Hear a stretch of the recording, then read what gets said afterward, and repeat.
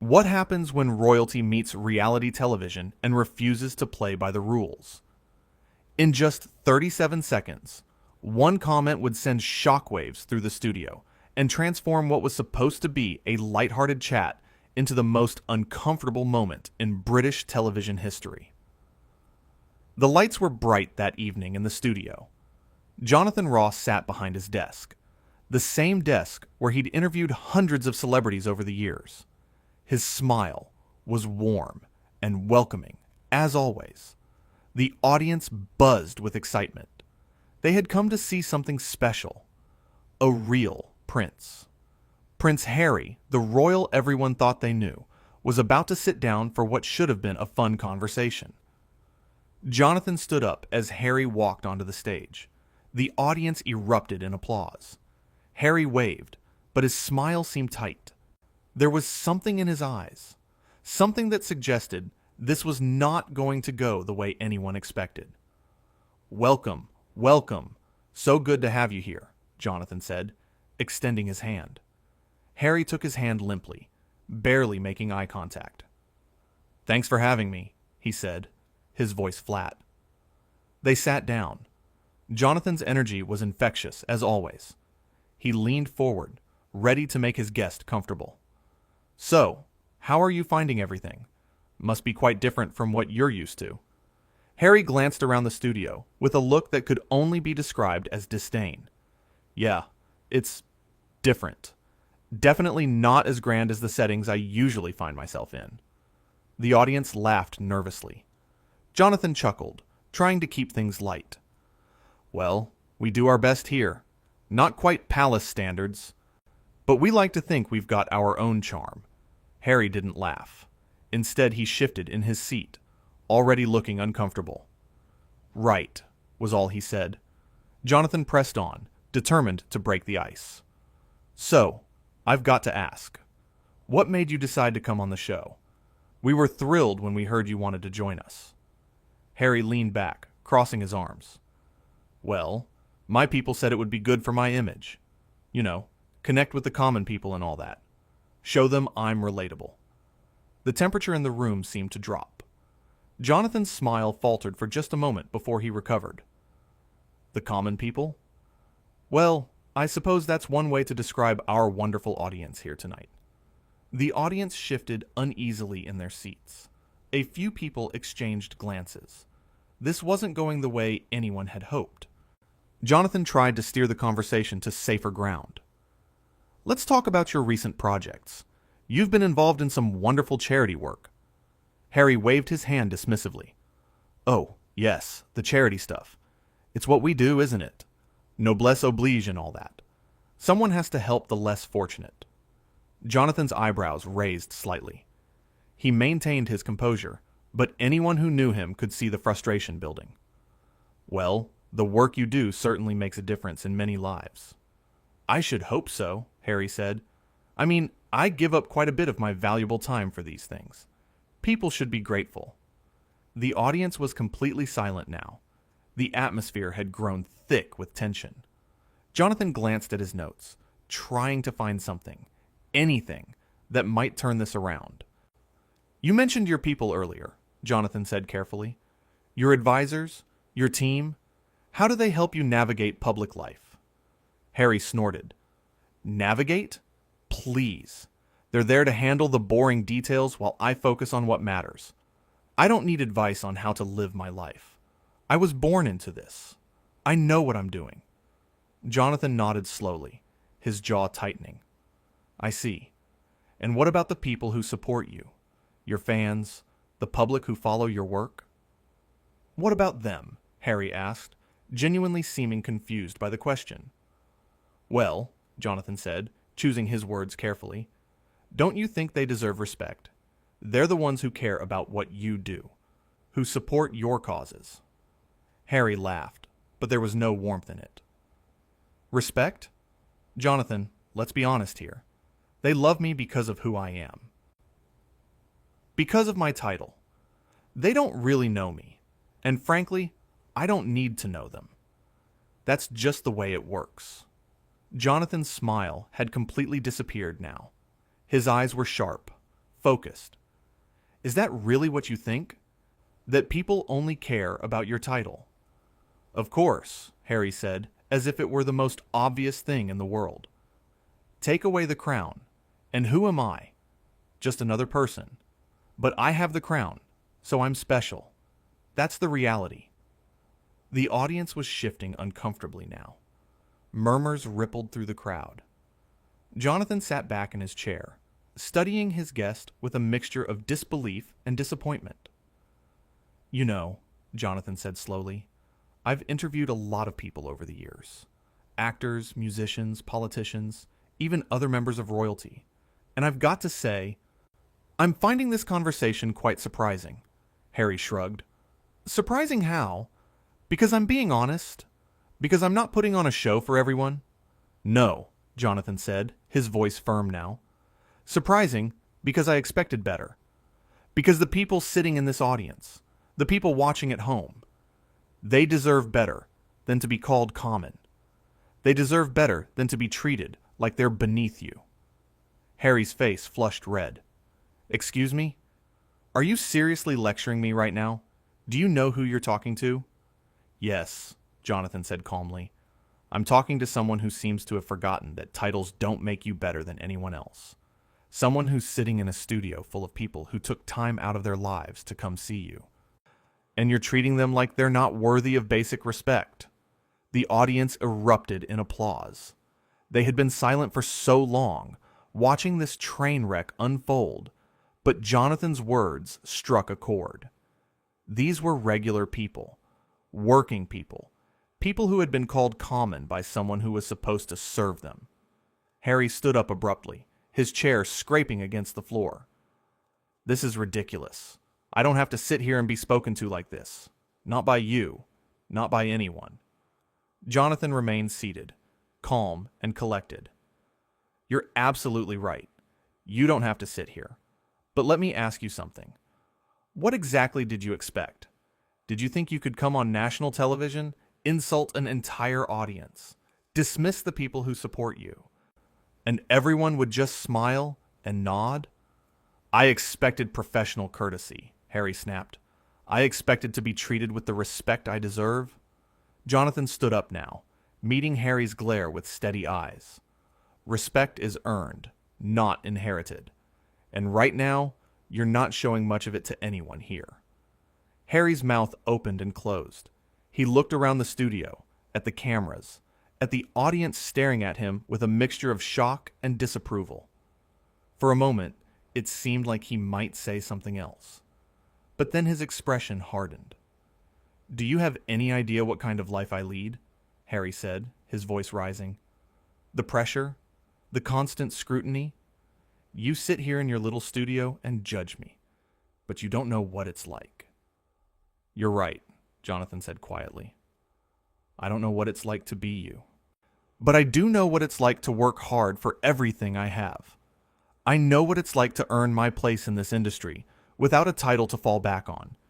And I know what it's like to appreciate the people who make my job possible. These people here, they're not beneath anyone. They're the reason shows like this exist. The audience applauded again, louder this time. Harry's face was crimson now, a mixture of anger and something else. Embarrassment, perhaps. Or maybe just frustration that things weren't going his way. This is absurd, Harry said. I'm not going to stand here and be humiliated. Nobody's humiliating you, Jonathan replied. You're doing that all by yourself. Every word out of your mouth since you sat down has been about how you're better than everyone else, how your time is so valuable, how we should all be grateful for your presence. Well, I've got news for you. That's not how the world works. Not here, anyway. Harry pointed a finger at Jonathan. You have no right to speak to me this way. I could make one phone call and end your career. The studio went deathly quiet. That threat hung in the air like a storm cloud. Jonathan didn't flinch. He didn't blink. He simply stared at Harry with an expression of profound disappointment. Is that so? Jonathan said softly. You're going to threaten me now? on my own show, in front of all these people. Harry seemed to realize he'd gone too far, but his pride wouldn't let him back down. I'm just stating facts. People listen to me. People with power. Jonathan shook his head slowly. You know what the saddest part of this is? You actually believe that. You actually think power and titles make you untouchable. But let me tell you something. The people who truly have power are the ones who treat others with dignity. The ones who lift people up instead of putting them down. The ones who understand that we're all just trying to get through this life together. The audience erupted again. Some people were on their feet now, applauding Jonathan's words. Harry looked around, bewildered, as if he couldn't understand why everyone was against him. This is unbelievable, Harry muttered. Absolutely unbelievable. What's unbelievable, Jonathan said, is that you came here tonight and showed your true colors. You had a chance to connect with people, to show them who you really are, beyond the headlines and the photographs. And instead, you insulted them. You talked down to them. You made it clear that you think you're better than everyone in this room. Harry's hands were shaking now. Whether from anger or nerves, it was hard to tell. I don't have to listen to this. I'm leaving. By all means, Jonathan said, gesturing toward the exit. The door's right there. But before you go, I want you to think about something. Think about all the people who look up to you. The kids who see you as a role model. The families who support the causes you claim to care about. What do you think they're going to see when they watch this? Harry stopped mid-step. For just a moment, something flickered across his face. Doubt, maybe. Or the realization that this wasn't going to simply go away. But then his jaw set, and the mask of arrogance returned. They'll see exactly what I want them to see, Harry said. My people will handle this. They always do. Jonathan laughed, but there was no humor in it. Your people can't spin this. Not when it's all on camera. Not when every word you've said is recorded. You walked in here thinking you could say whatever you wanted because of who you are. But the truth is, actions have consequences, even for princes. Are you threatening me now? Harry demanded. No, Jonathan said firmly. I'm just being honest. Something you claimed to value a few minutes ago. The truth is, you've shown everyone here tonight exactly who you are, and no amount of damage control is going to change that. Harry turned back toward Jonathan, his face twisted with anger. You think you're so clever, don't you? So righteous, but you're just a talk show host, a nobody who got lucky. The words hit the air like a slap. The audience gasped. Even the camera operators seemed shocked. Jonathan stood there, absorbing the insult, and when he spoke, his voice was ice cold. You know what? You're right. I'm just a talk show host. I don't have a title. I wasn't born into wealth or privilege. Everything I have, I worked for. And maybe that's why I understand something you never will. Respect isn't about where you come from or what title you carry. It's about how you treat people. And right now, you're failing spectacularly. Harry stepped closer, his voice dropping to a dangerous whisper. You're making a very big mistake right now. Jonathan didn't back down. The only mistake being made here is the one you made when you decided to come on this show and treat everyone like they're beneath you. I've had enough. This interview is over. You can't end this, Harry said. I'm the guest. It's my show, Jonathan replied calmly, and I'm asking you to leave. Now. The studio erupted. The audience was on their feet, some applauding, others simply watching in stunned silence. Harry stood there, looking from Jonathan to the crowd and back again, as if he couldn't believe what was happening. This is outrageous, Harry sputtered. You can't just kick me off your show. Watch me, Jonathan said. He turned to the cameras. Ladies and gentlemen, I apologize for cutting this short, but I think we've all seen enough tonight.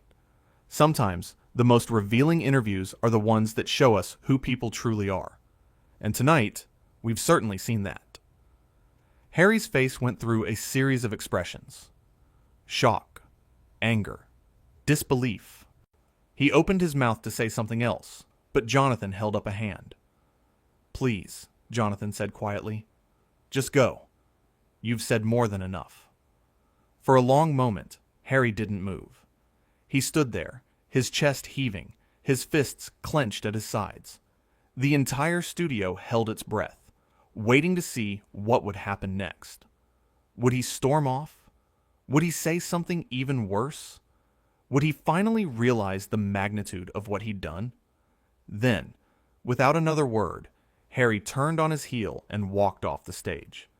His footsteps echoed in the sudden silence. The audience watched him go, some still applauding, others just staring in disbelief. The cameras followed him until he disappeared through the side door, and then they cut back to Jonathan. Jonathan stood there for a moment, collecting himself. When he spoke again, his voice was steady, but filled with emotion. "I want to say something to everyone here, and everyone watching at home," he began. "You are not common. You are not beneath anyone. Your lives matter. Your work matters. Your dreams and struggles and triumphs matter just as much as anyone else's, regardless of their title or status. Don't ever let anyone make you feel less than you are." The audience erupted in the loudest applause of the night. People were cheering, some wiping tears from their eyes. Jonathan had stood up for them. He had defended them when someone with power and privilege tried to diminish them. And in that moment, he became more than just a talk show host. He became a voice for everyone who had ever been made to feel small. Jonathan waited for the applause to die down before continuing.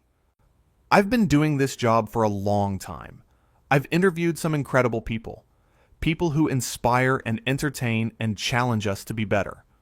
Tonight was not one of those nights. But maybe, in its own way, it was important. Because it reminded us all of something crucial. Character isn't about birth or wealth or titles. It's about how we treat each other. It's about recognizing the humanity in everyone we meet." He paused, looking directly into the camera. "I don't regret what happened here tonight. I don't regret standing up for the people in this audience, for the people watching at home. Because that's what we should do. That's what matters. Not protecting the egos of people who think they're untouchable, but protecting the dignity of everyone else." The applause came again, wave after wave of it. Jonathan smiled, a genuine smile this time, and gave a small bow. "Thank you all for being here tonight, for being part of this, for reminding me why I love this job, even on nights like this. You're all wonderful. Every single one of you." As the show cut to commercial, the cameras captured one final image. Jonathan Ross, standing alone on the stage, looking out at an audience that had witnessed something unprecedented, something raw and real and completely unscripted. They had come expecting a pleasant chat with royalty. Instead, they got a masterclass in dignity, in standing up for what's right, in refusing to bow to arrogance and entitlement. Backstage, the atmosphere was electric. Crew members were buzzing. Phones were ringing off the hook. Everyone knew they had just witnessed television history. Not the kind of history they had planned for. But the kind that happens when real emotions and real conflicts play out in real time. And somewhere, probably in a car speeding away from the studio, sat a prince who had learned a hard lesson. That respect cannot be demanded, that titles do not grant immunity from accountability, that when you treat people as if they're beneath you, eventually someone will stand up and remind you that no one is above common decency. What happened that night in the studio became more than just a moment of television drama. It became a symbol, a reminder that in the end, how we treat others defines us far more than any title ever could. Jonathan Ross had invited a prince onto his show, expecting a conversation. What he got instead was a chance to show the world what true leadership looks like. Not the kind that comes from birth, but the kind that comes from character. from choosing to stand up for people who cannot always stand up for themselves. The interview that was supposed to last 30 minutes ended in just over 15. 37 seconds after it began, the tone shifted. 37 seconds where a simple comment about common people revealed the chasm between expectation and reality. 37 seconds that set the stage for one of the most dramatic confrontations ever broadcast on British television. The lights in the studio eventually dimmed. The audience filed out, still talking amongst themselves, still processing what they had seen. The cameras were turned off. The microphones went silent. But the impact of that night would echo far beyond the studio walls. It would become a story told and retold. A moment when someone with everything met someone who had earned everything, and the person who had earned it refused to be intimidated. Jonathan Ross went home that night, knowing he had done the right thing. Not the easy thing, not the safe thing, but the right thing. He had looked privilege in the eye and refused to blink. He had heard arrogance and called it out. He had witnessed entitlement and shut it down. And in doing so, he had reminded everyone watching that sometimes, just sometimes, the good guy wins. Not because of titles or power or connections, but because of something far more powerful. The simple courage to stand up and say, enough is enough. After Harry had dismissed the audience as common people, and Jonathan had tried to redirect, the conversation moved to Harry's recent public appearances. "Let's talk about your recent visit to the children's hospital," Jonathan said. "That must have been rewarding." Harry waved his hand dismissively. "Oh, that. Yes, well, the photographers got some good shots. My team was pleased with the coverage." Jonathan's eyebrows shot up. "The coverage? What about the children you met?" "What about them?" Harry asked, genuinely seeming perplexed. "Well, didn't you enjoy meeting them? Didn't it mean something to you to brighten their day?" Harry shrugged. "I suppose it was nice for them. They seemed excited. But honestly, these events all blur together after a while. Shake some hands, smile for the cameras, move on to the next thing. It's just part of the job." Someone in the audience gasped audibly. Jonathan leaned forward, his voice careful but firm. "Part of the job? These are sick children we're talking about. Children who are fighting for their lives. And you're saying it's just part of the job?" Harry's face hardened. "Look, I don't have time to form emotional attachments to every person I meet. If I did that, I'd never get anything done. I show up, I do what's expected, and that's enough. They get their royal visit. I get positive press. Everyone wins." The tension in the room was now unbearable. Jonathan sat back, studying Harry with barely concealed disgust. "Everyone wins? Tell me, do you actually hear yourself right now? Do you understand what you're saying?" "I'm being honest," Harry insisted. "Isn't that what people always say they want? Honesty? Well, here it is. This is how things work in my world." "Your world," Jonathan repeated slowly. "Your world sounds like a very cold and lonely place." Harry laughed bitterly. "Cold, maybe, but it's reality. And unlike most people, I don't have the luxury of pretending otherwise. I have responsibilities, obligations. I can't just go around feeling things for every person who crosses my path." "Feeling things?" Jonathan's voice rose slightly. "You're talking about basic human compassion, like it's some kind of inconvenience, like caring about people is beneath you." "It's not beneath me," Harry snapped. "It's just not practical. You don't understand the demands on my time. Every minute is scheduled. Every appearance is planned. I can't afford to get bogged down in emotions." Jonathan shook his head in disbelief. "You know what I think? I think you're hiding behind your schedule and your obligations because it's easier than actually connecting with people. It's easier to keep everyone at arm's length and pretend you're too important to care." Harry's jaw clenched. "You don't know anything about me." "I know what you've shown me tonight," Jonathan replied. "And I've got to tell you, it's not a pretty picture. You've insulted my audience. You've reduced charity work to a photo opportunity. You've talked about sick children like they're just items on a checklist. And now you're sitting here defending it all like there's nothing wrong with any of it." The audience murmured their agreement.